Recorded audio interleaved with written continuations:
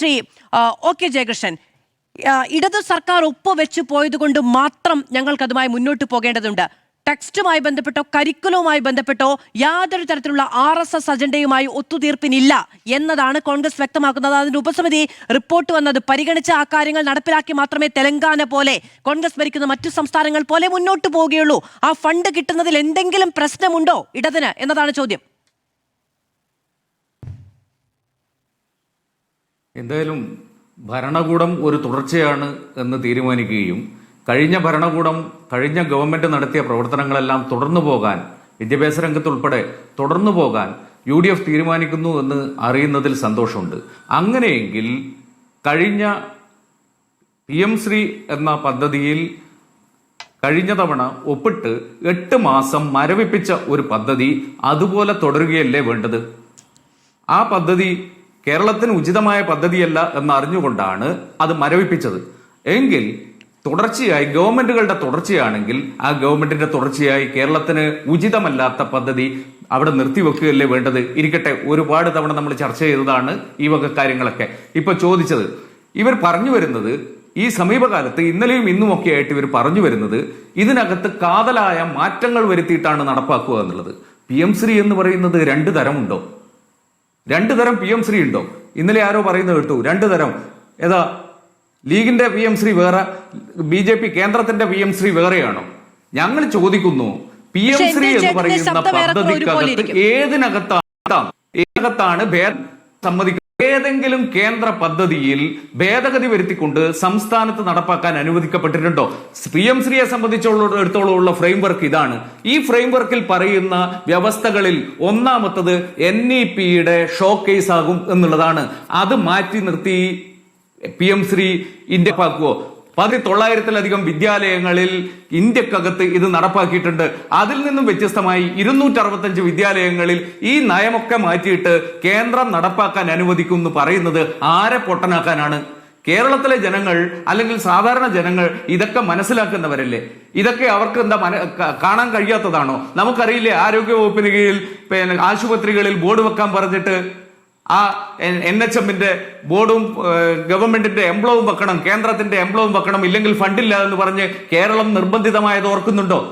ഈ നിർബന്ധം ഏത് തരത്തിലാണ് കേന്ദ്ര ഗവൺമെന്റ് പിൻവലിക്കുക? ഒരു തരത്തിലും ഇതിൽ മാറ്റം വരുത്താൻ കഴിയില്ല എന്ന് മാത്രമല്ല, അവർ പറയുന്ന ഇന്ന് ബഹുമാന്യായ MP അബ്ദുൾ വഹാബിന് കൊടുത്തിരിക്കുന്ന മറുപടിയിലും ഇതെല്ലാം കൃത്യമായി പറയുന്നുണ്ട്. അതിൽ കരിക്കുലം എന്ന് പറയുന്നു. കരിക്കുലം NCF അനുസരിച്ച്, NCF നാഷണൽ കരിക്കുലം ഫ്രെയിംവർക്ക് അനുസരിച്ചുള്ള പാഠപുസ്തകങ്ങൾ മാത്രമാണ് നടപ്പിലാക്കാൻ കഴിയുക എന്ന് കൃത്യമായി പറയുന്നുണ്ട്. അതിനകത്ത് പറയുന്നുണ്ട് മറ്റൊന്നും മാത്രമല്ല, NEP ഘടനാപരമായ മാറ്റം, ആ ഘടനാപരമായ മാറ്റം കേരളത്തിൽ ഏതെല്ലാം വിദ്യാലയങ്ങളിലാണോ നടപ്പാക്കുന്നത് അതിൽ ഘടനാപരമായ മാറ്റം കൊണ്ടുവരേണ്ടി വരും. ഇതിൽ നിന്നെല്ലാം ഒഴിഞ്ഞു മാറുവാൻ ഇതൊക്കെ പറഞ്ഞ് സാധാരണ പ്രവർത്തകരെ, ഒരുപക്ഷെ ഞങ്ങൾ അത്ഭുതപ്പെടുന്നത് ഇതിനകത്ത് വലിയ വാദങ്ങൾ ഉന്നയിച്ചവരാണ് കേരളത്തിനകത്ത് തെരഞ്ഞെടുപ്പ് കാലത്ത് ലീഗും കോൺഗ്രസിന്റെയും നേതാക്കന്മാർ. ഒറ്റയടിക്ക് എങ്ങനെയാണ് ഇത്രമാത്രം സ്വീകാര്യമായ പദ്ധതിയായി ഇത് മാറുന്നത് എന്നുള്ളതാണ്. നേരത്തെ ഇവിടെ ചോദിച്ചത് തന്നെയാണ്. BJP-യുടെ വർഗീയ അജണ്ടകൾ നടപ്പാക്കുന്ന ദേശീയ വിദ്യാഭ്യാസ നയം കഴിഞ്ഞ ഡൽഹി പ്രക്ഷോഭകാലത്ത് CJP-യുടെ നേതൃത്വത്തിൽ അവിടെ നടന്ന വിദ്യാർത്ഥി പ്രക്ഷോഭം അത് അഡ്രസ് ചെയ്യുന്ന സമയത്ത് കോൺഗ്രസിന്റെ ദേശീയ അധ്യക്ഷൻ രാഹുൽ ഗാന്ധി പറയുന്നു NEP ആണ് ഇതിന്റെ എല്ലാം ആധാരമായി നിന്നിരിക്കുന്ന കാര്യമെന്ന്.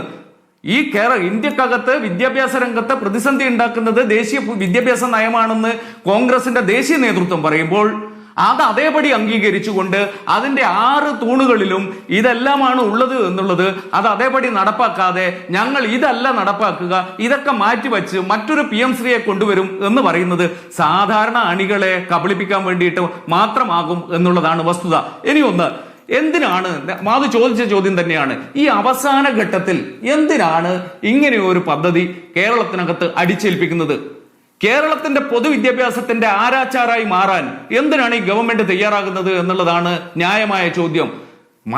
കേരളത്തിനകത്ത് പൊതുവിദ്യാഭ്യാസത്തിന്റെ ദിശാബോധം നൽകിയതിൽ മഹത്തായ പങ്ക് വഹിച്ച CH മുഹമ്മദ് കോയയും ET മുഹമ്മദ് ബഷീറും ഒക്കെ ഇരുന്ന ലീഗിന്റെ മന്ത്രിമാർ, ആ കസേരയിലിരിക്കുന്ന മന്ത്രി ഉൾപ്പെടെ എന്തിനാണ് ഈ വർഗീയ അജണ്ടകൾ അടിച്ചേൽപ്പിക്കുന്ന PM-ശ്രീ പദ്ധതിയിലേക്ക് കേരളത്തെ കൊണ്ടുപോകുന്നത്, കേരളത്തിന്റെ പൊതുവിദ്യാലയങ്ങളെ കൊണ്ടുപോകുന്നത് എന്നുള്ളത് കേരളീയ സമൂഹം ചോദിച്ചുകൊണ്ടിരിക്കുന്ന ഒന്നാണ്. സമാനമായി അനുബന്ധമായിട്ടുള്ളതാണ് ഉന്നത വിദ്യാഭ്യാസ രംഗം. ഫെഡറൽ സംവിധാനത്തെ വെല്ലുവിളിച്ചുകൊണ്ട് കേന്ദ്രം കൊണ്ടുവരുന്ന പദ്ധതികൾ അതേപടി കൈനീട്ടി വാങ്ങാൻ ഇപ്പോൾ UDF തയ്യാറാകുന്നു. അതുകൊണ്ടാണ് VBSA, വികസിത് ഭാരത് ശിക്ഷാ അധിഷ്ഠാനം എന്ന് പറയുന്ന പദ്ധതി ഈ പാർലമെന്റിന്റെ വർഷകാല സമ്മേളനത്തിൽ പാസ്സാകാൻ പോവുക.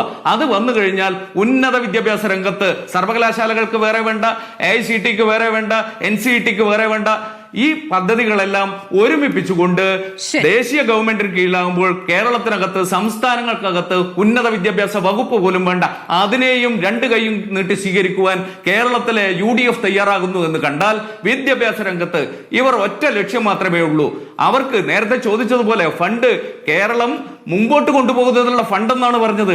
ഏത് തരത്തിലാണ്? 8 മാസം മാത്രം ബാക്കിയുള്ള 5 വർഷം കാലാവധിയുള്ള 2027 ഏപ്രിൽ മാസം അവസാനിക്കുന്ന ഒരു പദ്ധതി ഇനത്തിൽ PM-ശ്രീയിൽ എത്ര തുകയാണ് വിദ്യാലയങ്ങൾക്ക് ലഭിക്കുക? 265 വിദ്യാലയങ്ങളാണ് കേരളത്തിനകത്ത്. 12,600-ലധികം വിദ്യാലയങ്ങളുണ്ട്. അതിനകത്ത് 265 വിദ്യാലയങ്ങളെയാണ് മെച്ചപ്പെടുത്തുമെന്ന് പറയുന്നത്. ഏതാ മെച്ചപ്പെടുത്തൽ? ബിൽഡിങ്ങിന് മെച്ചപ്പെടുത്താൻ പണം തരില്ല. 10% താഴെയാണ് മെയിന്റനൻസിന് വേണ്ടി അനുവദിക്കുന്നത്.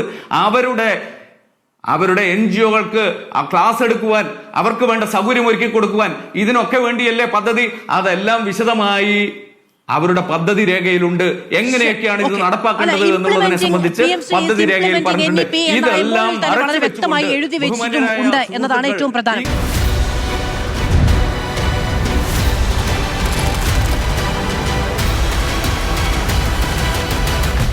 ഡിബേറ്റ് വിത്ത് മാധു സജി.